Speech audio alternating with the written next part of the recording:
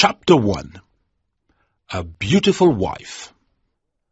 I cannot remember how, when, or where I met Ligeia. It was a long time ago, and my memory is not good.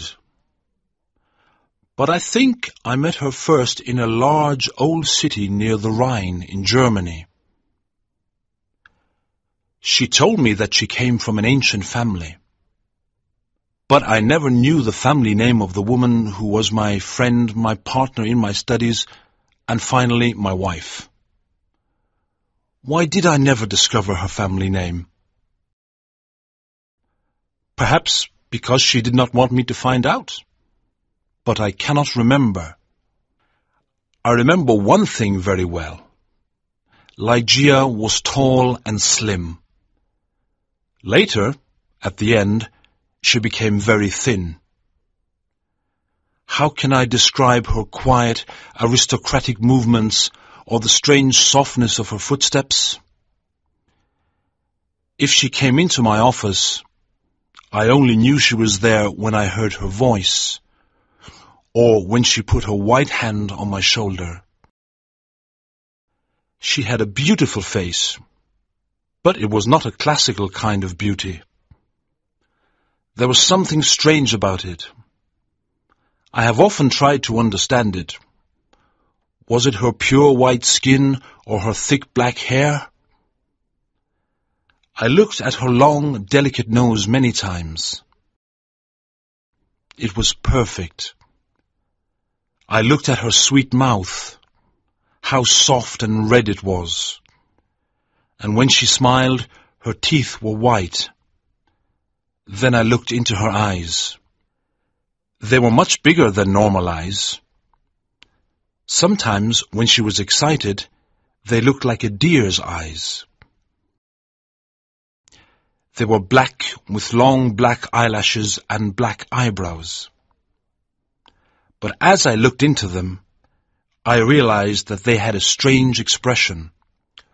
I thought about it for many hours, sometimes all night.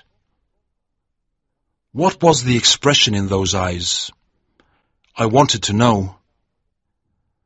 Many times I thought I almost had the answer, but then it was gone. Ligeia was very determined. She was always calm and quiet, but her determination showed in her eyes. It shone like a terrible energy, and sometimes it frightened me. Ligeia was very clever. She was excellent at Latin and Greek, and she knew many other languages perfectly. She never made a mistake. She was also a student of science and mathematics. When we were first married, I often asked her for help with my studies, and we worked together. But after she died, I was alone. Without her, I was like a child in the dark. When she first became ill, she did not come to help me as often as before. She lost weight, and her skin became pale and transparent. When I saw that she was dying, I felt desperate. Ligeia resisted death with all her energy. She was determined to live. I cannot talk about it now, but let me say that her love for me was part of her determination to live. On the night she died, she suddenly got out of bed and cried, "Oh God, must I die? Must I lose my fight with death? No, I can't die like this." But my dear Ligeia died. I said to myself, perhaps the bright colors will make me feel happier. Unfortunately, they did not. I began to drink too much. But I do not want to speak about that time of my life. Chapter 2. A Fight with Death. I took Lady Rowena back to a room high up in the tower of the Abbey, where we lived for the first month of our marriage. The room was very large, with an enormous window made of glass from Venice. The ceiling was high, like a church, and in the center there was a big gold chandelier. There were sofas from the east and an Indian bed. On the walls were long tapestries, like carpets, with designs made of gold. The tapestries moved every time the wind blew. My wife was afraid of me because I was often sad and depressed. She did not love me much and stayed away from me, but I preferred this. I always thought about Ligeia, my beautiful Ligeia, dead in the tomb.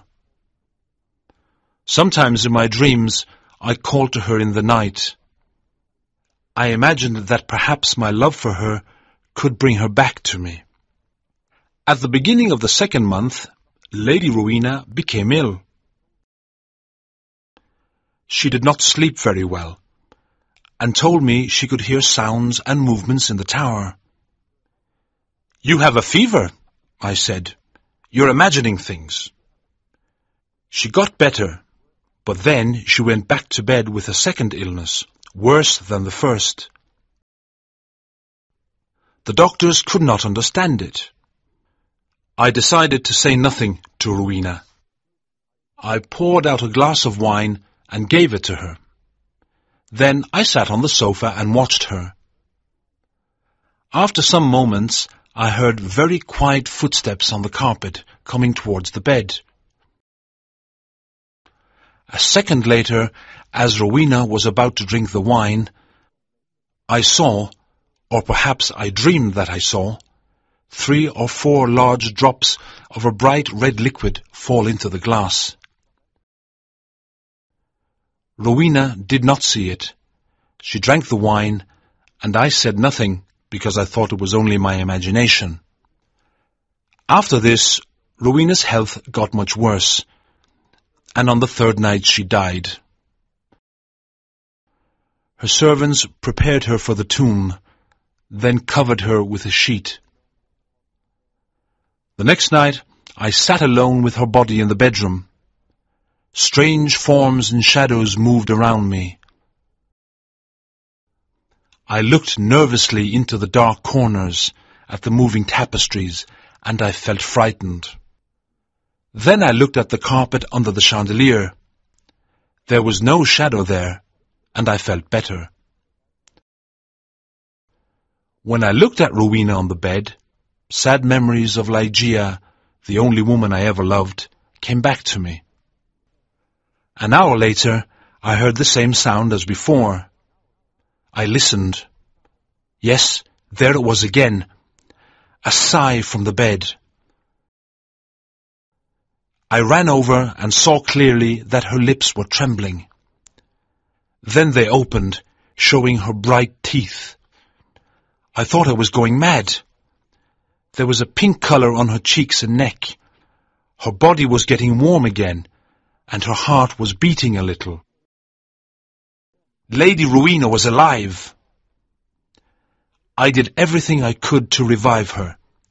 Then, suddenly, her color disappeared. Her heart stopped, and her body became cold and rigid. I sat down and began to think about Ligeia again. Then again, for the third time, there was a sound from the bed. But why must I describe the horrors of that night? Again, I tried to revive Rowena, and then a fourth time. Each time, she seemed to fight with an invisible force, and each time her body changed. I cannot say how, but she looked different. It was nearly dawn when she moved again. I was sitting on the sofa, exhausted, but Rowena's body moved with more energy than before. Her color returned, signs of life changed her face. Her eyes were closed, but she looked alive. Weren't they Rowena's cheeks? But wasn't she taller than before? I was filled with a kind of madness. I ran to her, but she moved away. Then I saw her long hair moving in the wind. It was blacker than the black of midnight. And now, slowly, her eyes opened. I shouted like a madman. These are the black eyes of my lost love, the eyes of Ligeia.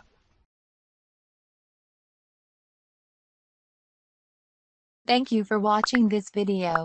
Please like, share and subscribe to the channel to see the latest videos. Thank you.